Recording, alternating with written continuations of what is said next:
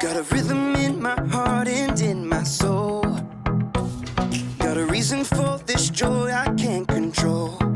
I wanna sing, I wanna dance, and give everyone a chance to hear about this endless love I know. Oh, what you give to me is not for me to keep. It's for the world to see your love.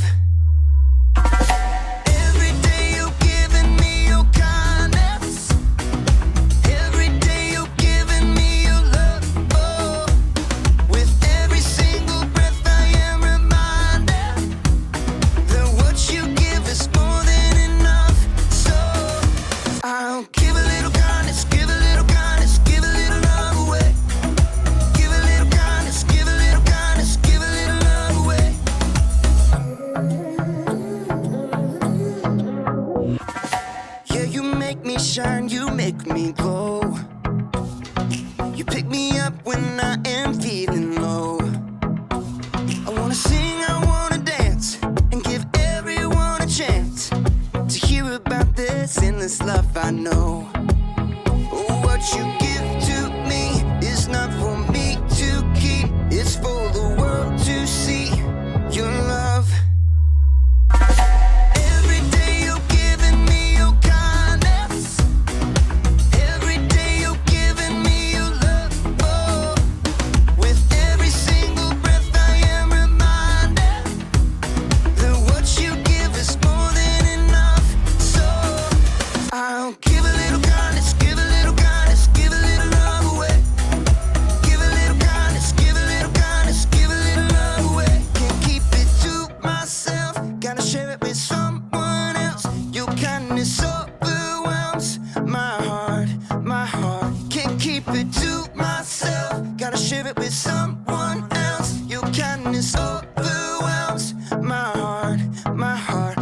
What you give to me is not for me to keep. It's for the world to see your love.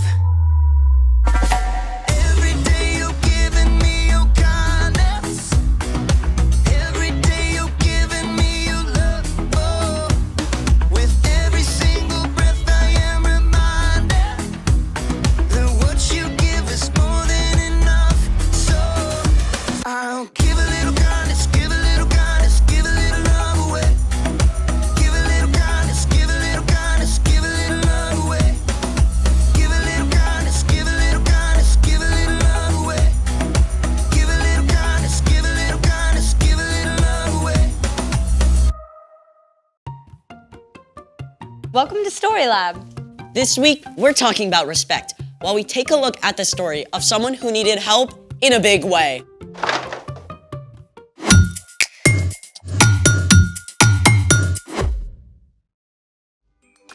Hey, I'm Skylar. And I'm Sebastian, We're talking about respect. which is showing others that they are important by what you say and do. In today's story, we're gonna hear about someone with complete power to do impossible things. So, I thought we should try something impossible. But if it's impossible, then we can't do it. This is just for fun. And if we can do it, then it's not impossible. Okay, seemingly impossible. Great, let's try it. Actually, I made a whole list of impossible things. What's the first one?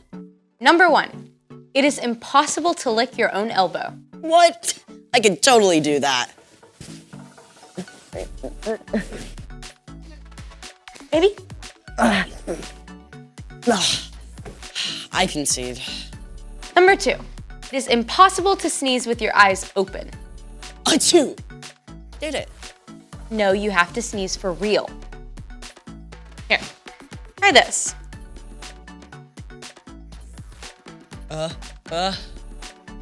Achoo! Did it? Still fake. You try. Achoo! Eyes closed. I need a tissue. Number 3. It is impossible to fold a paper in half more than 8 times. What if it's a really big paper? Okay, all right. Let's go from that side to that side. Go, go, go. Okay, I'll stay on this side and then we'll come together. Get over there. Yeah, that side, that side. Okay. Okay. Ready? 1. Okay. Okay, this is 1. Remember, keep 1. track. Is it Okay. straight? Fold it. Let's hold it down.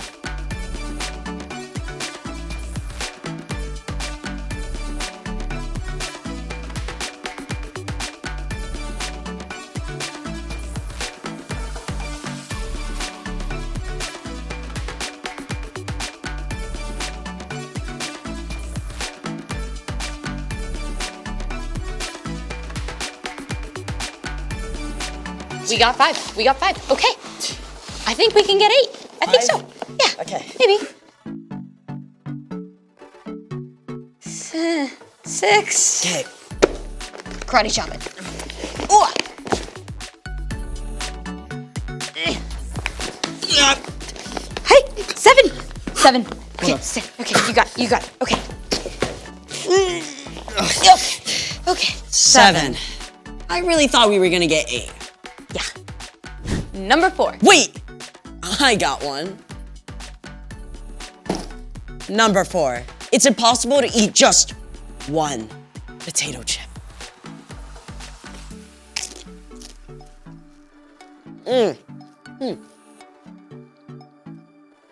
Delicious. See? Just because you have 0 self-control doesn't mean it's impossible. I can totally eat just one chip. Here. These aren't even really that great. I mean, they're not even potato. They're like mushed corn, rice, and chemicals all toasted up and sampled out. Just tricking our brains into thinking they're salty, crispy, potato.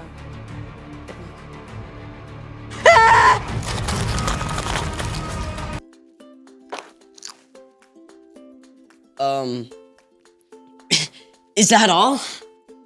I got one more. What is it?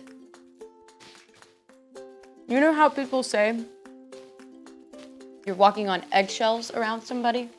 Yeah?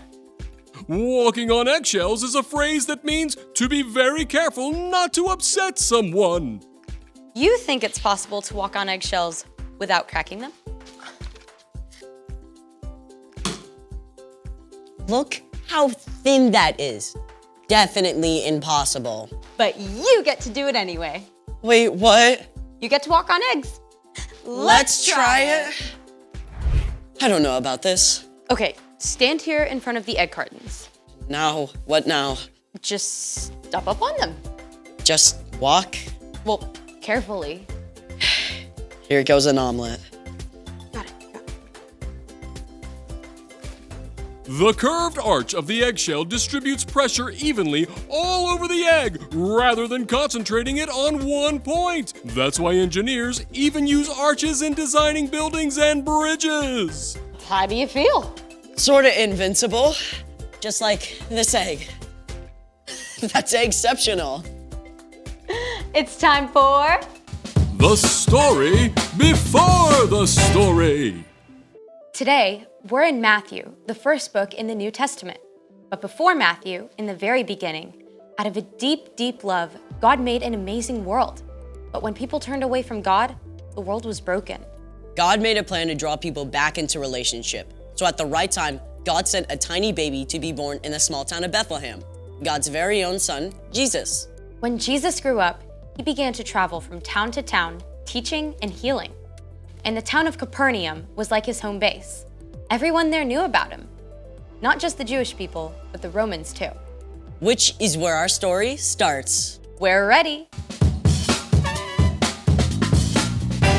Hey everyone, I'm Erica. Hey, Erica. Now, one of those Romans who knew about Jesus was a Roman centurion.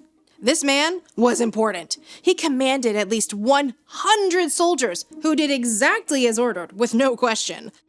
Forward! March! And halt! You there! Get me a fig and walnut sandwich at once! Yes, sir. With extra goat cheese! Right away, sir. The centurion was used to being obeyed, but though he was stern, he was also a kind man. He cared about the soldiers under his command and the servants who worked for him.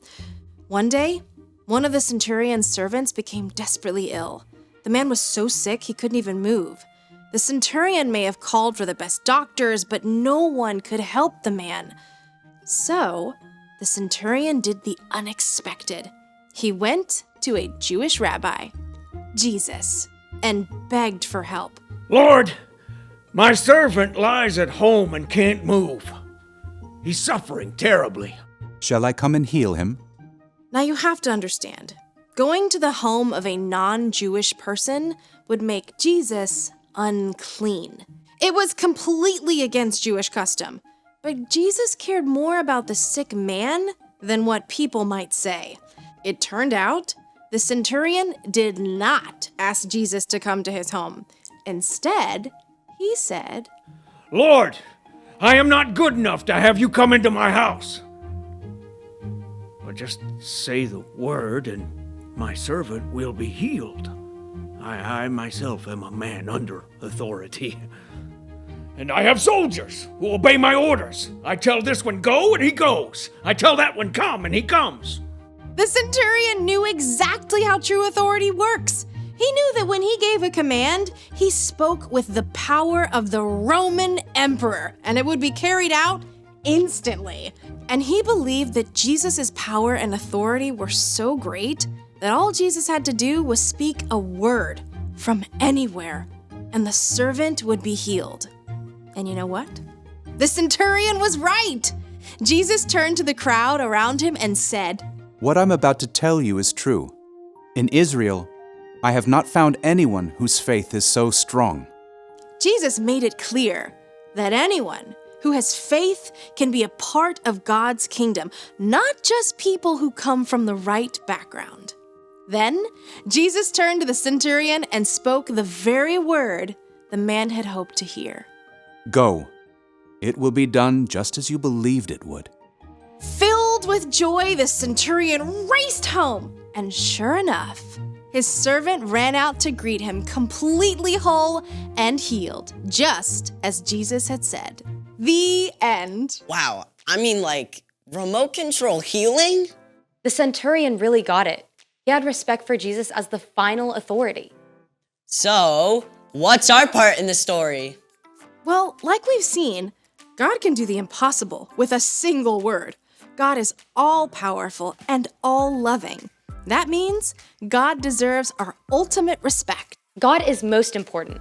Our lives are full of all kinds of things, good things, but our time and attention should go to God first. You can talk to God throughout the day. In the morning when you get up, Or when you're waiting for the bus or in the car, Or when you're at the lunch table or at dinner with your family. right before you're about to go to bed. No matter what you face, whether it's a friend who's sick or a tough math test, God is the one who can give you the strength and patience and peace you need to get through your day. when you make a habit of putting God first, you can do anything. I think you got it. I'll see y'all next time. Bye, Erica. So here's the thing. Remember, God is most important. Okay, I want to do the egg thing. Hey, don't you need to take off your shoes?